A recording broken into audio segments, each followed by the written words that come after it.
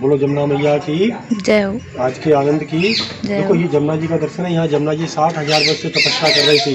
किसके लिए? कन्हैया के लिए। तो रोजाना सुंदर सुंदर हार बनाती थी कि कन्हैया आएंगे तो मैं चरण छू के पटरानी बनूंगी, क्योंकि इस काली नाग रहता था, सरफ रहता था, इसकी जहर के पानी से जहरीला हो जाता सरफ से, तो कोई पानी पीता भूल से तो खत्म हो जाता है। तो जमुना मैया तपस्या करके बोलती थी कि जमुना मैया बोलती थी कि जो लोग मेरे यहाँ स्नान भी करता है भूल तो खत्म हो जाता है, और कोई एक लोटा जल भर करके घर भी नहीं ले जाता है। तो जमुना मैया रोजाना तपस्या कर रही, तो कन्हैया आ रहे थे, बसदेवी भगवान को लेकर के आ रहे। तो जमुना मैया बोली कि आज तो 3 लोग के साथ ये दिन में जाने वाले थे, ये तो रात में जा रहे चोरी से। तो जमुना मैया रात को बढ़ रही थी भगवान के चरण छूने के लिए। तो बसदेवी घबरा रहे थे, मैं तो डूब रहा हूँ, मेरे बालक को कोई ले लो, कोई ले लो। तो रात के 12 बजे कोई सुनने वाला नहीं था, तो कन्हैया ने पीछे से चरण को लटका दिया। तो चरण को लटकाने से ना, तो जमुना जी ने किसी को हार बनाया। जमुना जी ने जमुना मैया से बोले कि कन्हैया कि मैं आज मेरी कृष्ण की भक्ति में मन विघ्न बाधा आती है, उनको दूर करते रहना, आज हमको पाप से मुक्त कर दो। तो जमुना मैया ने यहाँ कृष्ण को पाप से मुक्त किया था। जो कृष्ण की भक्ति में विघ्न बाधा आती है ना, जमुना मैया यहाँ दूर करती है। तो ये जमुना जी के सफल के लिए मुख्तार बिंद है। जो कृष्ण की भक्ति में विघ्न बाधा आती है उनको दूर करती है जमुना जी की दर्शन। यहाँ सब लोग माथा लगा लो, ढोक दिलो, प्रणाम कर लो। बोलो जमुना मैया की जय। और यहाँ आ जाओ। यहाँ 4 साल की उम्र हो गई। शंकर ब्रह्मा इंद्र बोले कि नंद महाराज तुम्हारे लाला कहाँ है जमुना मैया? तो नंद महाराज शंकर ब्रह्मा बोले हमारा कोई लाला नहीं, हमारी तो 60 साल की उम्र हो गई है, तो नहीं तुम्हारे लाला की प्राप्ति होने वाली है। तुम लोग यहाँ गोकुल में पुत्रश्री यज्ञ कराओ। तो यहाँ पर पुत्रश्री यज्ञ किया नंद महाराज ने, तब लाला की प्राप्ति हुई। तो नंद महाराज बोले कि 21 ब्राह्मणों को हम लोग रोजाना अन्न दान कर रहे हैं, दान कर रहे हैं। और देखिए आगो ब्राह्मण लोग लाडू पूड़ी चक के खा के जा रहे हैं और कहीं सो तो नहीं गए। तो नंद महाराज ने भेजे ब्रजवासियों को। तो नंद महाराज से बोले कि नंद महाराज कोई यज्ञ नहीं हो रहा है। वो क्या कर रहे हैं? तो वो तो क्या बोल रहे हैं कि नंद के यहाँ लाला हो गए और लाडू का सेवन हो गए। तो नंद महाराज बोले कि यही तो मेरा यज्ञ हो रहा है। तो जो सुगंधी थे ना, खुशबू थी, तो खुशबू जा रही थी नंद महाराज की, और जसोदा मैया के नाक में होकर के अंदर प्रवेश हो रही थी। तब कन्हैया की प्राप्ति हुई थी। तो नंद महाराज ने यहाँ नंदोत्सव मनाया। क्या बोले थे? नंद घर आनंद भयो जय कन्हैया लाल की और हाथी घोड़ा लाल की। तो यहाँ सब लोग बोल रहे हैं नंद महाराज हमको अपनी लाला की भक्ति देने का हमारे घर में। सब लोग माथा लगाइए और ढोक दे लो, प्रणाम कर लो। क्या बोलो? नंद महाराज हमको अपने लाला की भक्ति देना हमारे घर में। तो राधा रानी भगवान से यहाँ मिलने के लिए आई थी। तो यहाँ फर्स्ट में मिलन हुआ राधा कृष्ण का। यहाँ से टूपे वृंदावन महाराज से लीला किया था। और ये भक्ति और मुक्ति का दर्शन है। राधा रानी भक्ति देते हैं, कृष्ण मुक्ति करते हैं।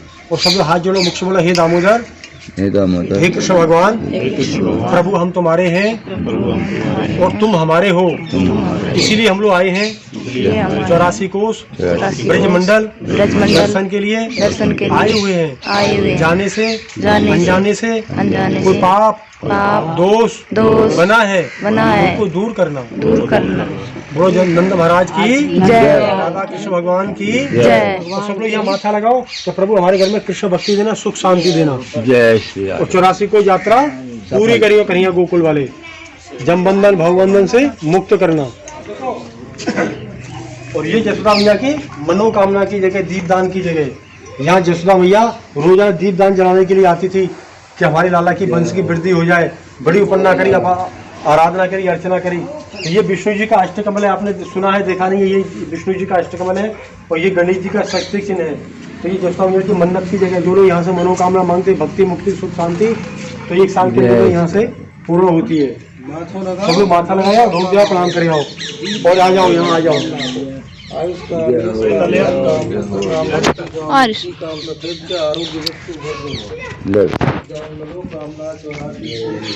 देखो ऐसा जो घर आप लोग जो देख रहे हैं, ये 7.5 किलोमीटर में घर बनाए थे नंद महाराज।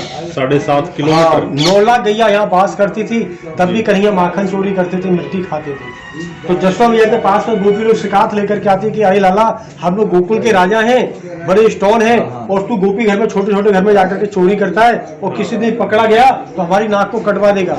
तो कन्हैया बोले भैया तू कैसी बाबरी बातों कर रही है, मैं किसी के हाथ आने वाला नहीं हूँ, मैं बड़ी होशियारी से माखन चोरी करता हूँ। तो एक दिन कृष्ण भगवान को गोपियों ने कृष्ण भगवान ऊपर चढ़ करके मटकी तोड़ रहे थे, और सुदाम दाम बसदाम ऊपर चढ़ करके तोड़ रहे मटकी। और गोपी लोग आई और देखा, किवाड़ खोल करके देखा तो कन्हैया मटकी तोड़ रहे, और सारे बलदाम सुदाम दाम बसदाम सब भाग गए। और यहाँ पर कन्हैया को पकड़ लिया, और कन्हैया को पकड़ करके ना बोली कि आज तेरे घर पे, तो जसोदा मैया के घर पे लेकर के आएंगे, रानी बनी बैठी हुई है महलों में, आज उसको शिकायत लेकर के आएंगी। तो भगवान का हाथ पकड़ लिया और एक ने कान को पकड़ लिया कन्हैया के को और लेकर के जा रही हैं। तो भगवान बोले कि आज तो हमारी पिटाई होगी, आज हमारी डांट भी पड़ेगी आज हमको। तो जसोदा मैया के पास लेकर के जा रही है। तो भगवान बोले कि मेरे को कोई बचाने वाले आओ। तो उनके जो बेटे जो रास्ते में खेल रहे थे, तो भगवान बोले कि यही मेरा बचाव कर सकते हैं, इसलिए ये मेरा बचाव करेंगे। तो भगवान बोले कि इनको आवाज देते हैं तो गोपी कानों में सुनाई पड़ जाएगी। तो भगवान ऐसे इशारे से बुलाया उनको। तो गोपी के बच्चे बोले कि आज तो कहीं हमको माखन के लेकर के जाना, कहीं से निमंत्रण आया हुआ है। तो गोपी लोग बाल बाल थे ना, वो सब दौड़े दौड़े आ गए। तो भगवान बोले कि अरे मैया ये मेरा हाथ दुख रहा है, इस हाथ को छोड़ दो, ये दूसरा हाथ पकड़ लो हमारा। तो जसोदा मैया ने गोपियों ने कन्हैया का हाथ छुड़ा करके और अपने बेटे का हाथ पकड़ा दिया गोपियों को, और कन्हैया भीड़ में से और छूट करके चले गई घर में। तो भगवान जसोदा मैया से बोले कि अरे मैया ये माखन दे दे, कि तू कहाँ चला गया था, मैं तेरे लिए माखन निकाल के रखा। कि मैया मैं गाय चराने के लिए चला गया, इसलिए मैं लेट हो गया। तो जसोदा मैया ने कन्हैया को माखन दिया और कृष्ण भगवान माखन खा रहे। इतनी देर में क्या होता है कि ललिता जो विशाखा सखी है और महलों में आकर के खड़ी होकर चिल्लाने लगी कि अरे जसोदा मैया तू रानी बनी बैठी हुई है, नीचे उतर के आ, तेरे कृष्ण को हम पकड़ के लेके आए हैं। तो जसोदा मैया बोली एक कृष्ण तो मेरा माखन खा रहा है और ये दूसरे कृष्ण को कहाँ से पकड़ के लाई है। तो देखा तो कोई अपने सास को लेके खड़ी हुई है, कोई अपने पति को लेके खड़ी हुई है, कोई अपने बेटे को लेके खड़ी हुई है। दोनों ने देखा कि ये क्या देख रहे हो, कन्हैया लाला देखियो बाहर, कि मैया ये तो ऐसा बहाना लेकर के आती है मेरे को दर्शन करने के लिए, नाटक बनाती हैं और ये तो आरोप लगाती हैं, दोष लगाती हैं। तो सारी गोपी ना वो सारी शर्म के मारे लज्जित हो गई, वापस लौट गई घर पर। तो दीपावली के दिन यशोदा मैया बोली कि जाओ आज कृष्ण के लिए स्वयं मैं माखन निकालूंगी। सबकी छुट्टी कर दी कि आज अपने अपने घर में दीपावली मनाओ। तो बड़े बड़े प्यार से सब लोग गोपी लोग अपने घर में खीर पूड़ी पकौड़ी बना रही। तो कन्हैया के लिए जसोदा मैया माखन निकाल रही थी। तो जो कड़े थे ना, जो कंगन थे जसोदा मैया के, तो वो बजने लगे। क्या बोले, गोविंद दामोदर विंदरिष्टम। जसोदा मैया का दो जगह ध्यान था, एक तो मक्खन में ध्यान था और एक जो धूम निकल रही थी उसमें ध्यान था जसोदा मैया का। और कन्हैया बेर बेर आए और मथानी को रही को पकड़ लें कि मैया मेरे को माखन दे। तो कृष्ण भगवान बड़े हट करने लगे कि कन्हैया नहीं मान रहे। तो जसोदा मैया उनको फेंक दिया, हटा दिया, हट अलग दारी के भड़ुए, आज मेरे को माखन नहीं निकालने दे रही है। तो भगवान बोले कि ऐसे नहीं मानेगी। तो कहाँ चले गए, रसोई में।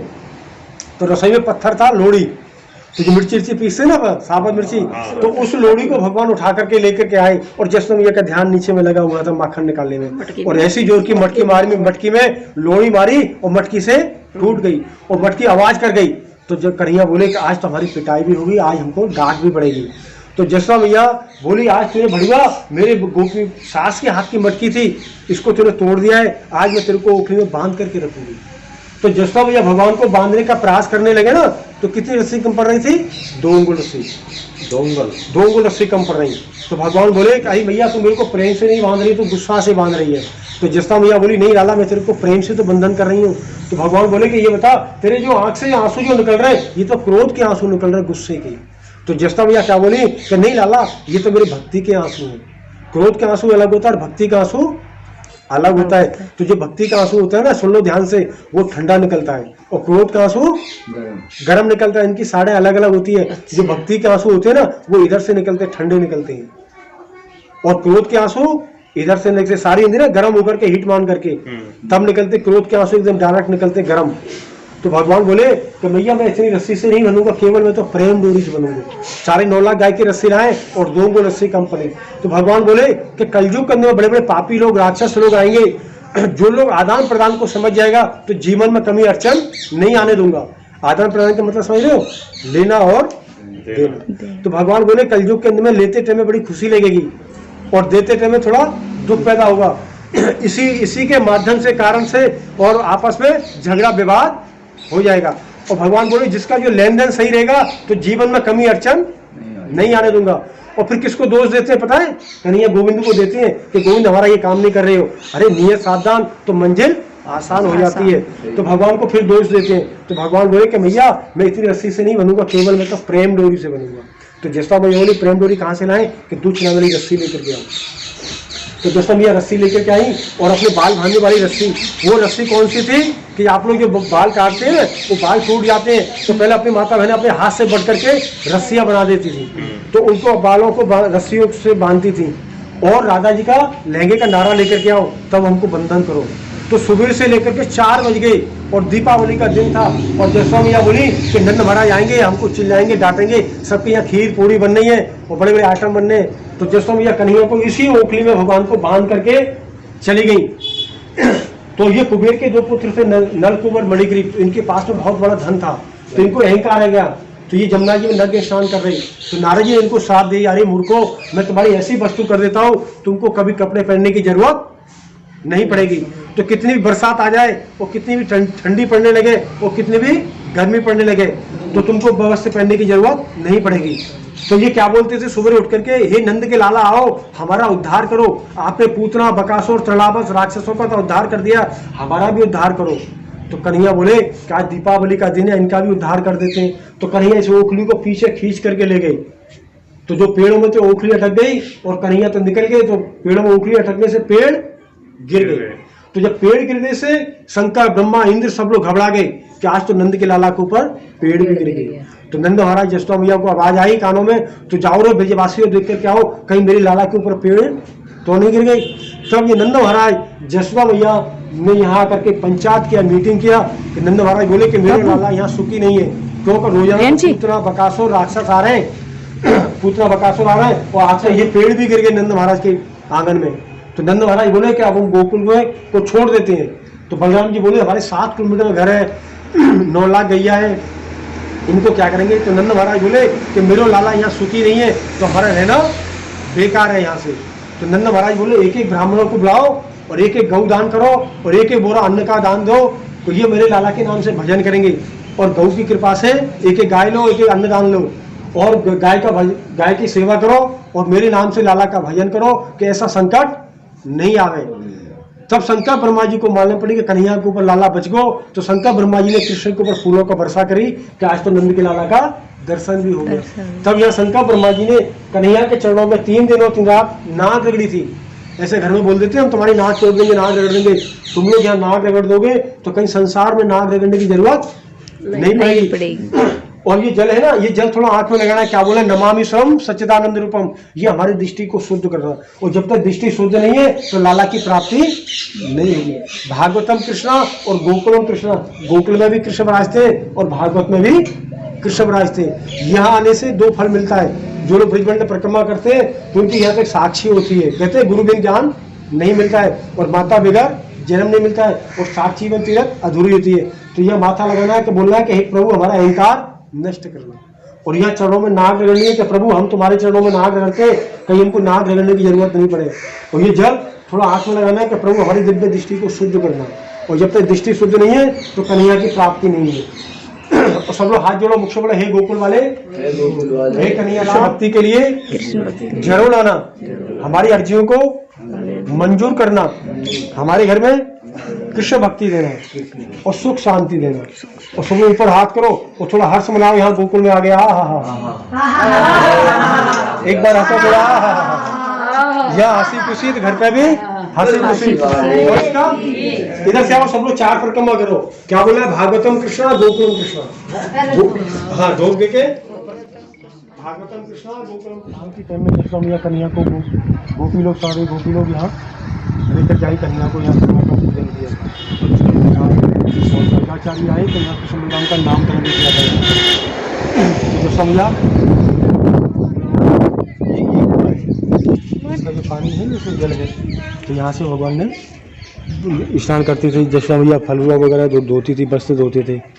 तो ये नंद बाबा का कूप है, नंदकूप बोलते हैं, नंदकूप बोलते हैं इसको। और यहीं पे नामकरण हुआ था। यहाँ नामकरण हुआ था। आ जाओ पहले यहाँ हो, यहाँ सुनो, देखो ये वाली जमीन देख रहे हैं ना, हाँ, वो ऊपर वाली जमीन है। तो पहले समुद्र में तृणावत राक्षस आया था, तो कन्हैया को, यहाँ गाय चल रही तो कन्हैया को उठा करके ले गया, आकाश में युद्ध होने। अच्छा, तृणावत राक्षस भूरा बन करके आया, एकदम हवा में उड़ा के कन्हैया को ले गया। तो यहाँ सारे ब्रजवासी लोग खड़े थे, नंद महाराज जी खड़े हुए थे। तो बोले कि ब्रजवासी बोले कि नंद के लाला आ जाओ, नीचे आ जाओ सब लोग। तो बोले कि इसका मैं वध करने दूँ मैं पहले। तो कन्हैया ने उसको गले को पकड़ लिया, तो गले को पकड़ करके ना एकदम नीचे से ऊपर को पटक दिया नीचे की। तो नीचे को पटकने से ये जमीन नीचे को धसक गई थी, बैठ गई, इसलिए ये जमीन उससे नीचे। हाँ, इससे नीचे। तो यहाँ तृणावत राक्षस का वध किया था भगवान ने। तो ये तृणावत राक्षस की वध की जगह की ये नंद महाराज का घर है, इसमें 84 खंभे लगे हुए हैं। ये अभी ओपन है। हाँ प्रियंशी बेटा आ जा। मम्मी चलो।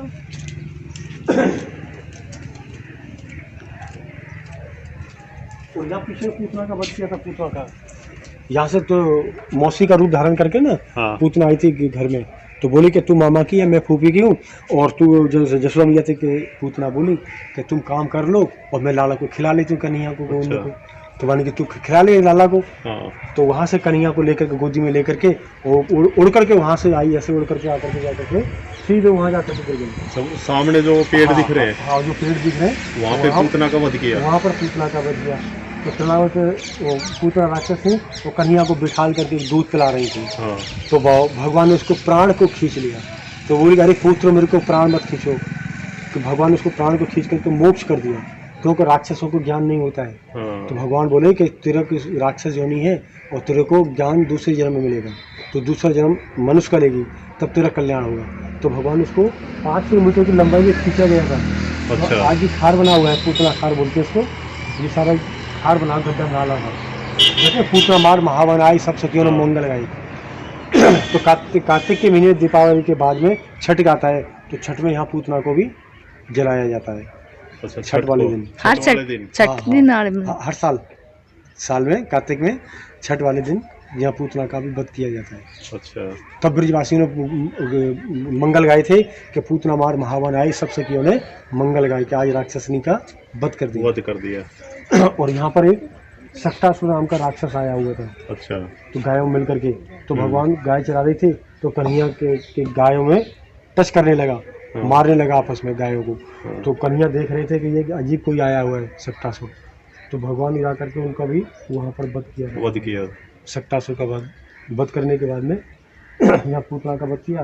फिर आगे ये है, वो सामने आप लोग देख रहे हैं, वो ब्रह्मांड घाट है। अच्छा। जहाँ भगवान ने मिट्टी खाई थी, यहाँ से भगवान जाते थे गाय चराने के लिए, तो वहाँ जा कर के सारा ब्रह्मांड दिखाया जिसको मैया को। तो बलराम सुदाम दाम बजदाम बोले कि ये तो माखन खाने वाला, आज तो मिट्टी खा रहा है। तो कन्हैया को शिकायत लेकर के नंद महाराज के घर में आई। तो बोली मैया तेरे लाला की अजब लीला देखे, मैंने क्या देखा है? तो मैंने आज तो मिट्टी खा रहा है। कहे नहीं, कहीं तो चल देख करके आ। तो जसोदा मैया के बालों में फूलों का एक गज भरा हुआ था, माला बंधी हुई थी, और डंडी ली हाथ में। और वहाँ से जसोदा मैया की हाइट भी कम थी, छोटी सी जसोदा मैया थी, और मोटी ताई जसोदा मैया थी। और कन्हैया के लिए देखने के लिए दौड़ रही है जसोदा मैया।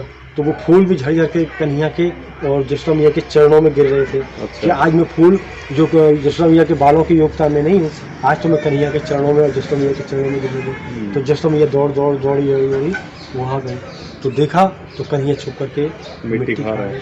तो वो उन्होंने कहा कि लाला तूने मिट्टी खाई है? कि नहीं मैया मैंने मिट्टी तो नहीं खाई है।